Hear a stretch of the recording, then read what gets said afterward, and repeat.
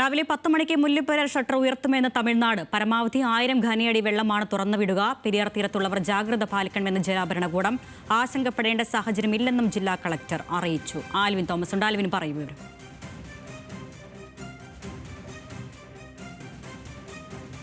നാളെ രാവിലെ 10 മണിക്ക് മുല്ലപ്പെരിയാറിന്റെ അണക്കെട്ട് തുറക്കും എന്നുള്ളത് തമിഴ്നാട് കേരളത്തെ അറിയിച്ചിരിക്കുന്നത്. ഇതിന്റെ അടിസ്ഥാനത്തിൽ ഇടുക്കി ജില്ലാ കളക്ടറുടെ നേതൃത്വത്തിലുള്ള സംഘം നേരത്തെ തന്നെ മുന്നറിയിപ്പ് നൽകിയിരുന്നു. ജാഗ്രത പാലിക്കണമെന്നുള്ള നിർദ്ദേശം നൽകിയിരുന്നു. പരമാവധി 1000 ഘനയടി വെള്ളം മാത്രമാണ് ഇപ്പോൾ തുറന്നുവിടുക എന്നുള്ളതാണ് തമിഴ്നാട് അറിയിച്ചിട്ടുള്ളത്. അത് വളരെ മിതമായ നിരക്കിലാണ്, മിതമായ അളവിലാണ് വെള്ളം പുറത്തേക്ക് വരിക. അതുകൊണ്ട് തന്നെ ആശങ്കപ്പെടേണ്ട ഒരു സാഹചര്യമില്ല. പെരിയാർ തീരത്തുള്ളവർ ജാഗ്രത പാലിക്കണം എന്നുള്ള ഒരു നിർദ്ദേശം മാത്രമാണ് ഉള്ളത്. അധികമായി ജലം പുറത്തേക്ക് വരില്ല എന്നതാണ് ഇപ്പോൾ നമുക്ക് ഈ കണക്ക് വെച്ച് പറയുമ്പോൾ.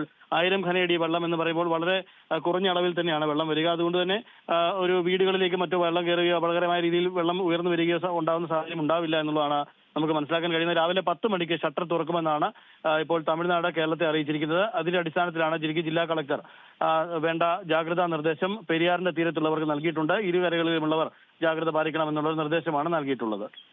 ശരി ആൽവിൻ.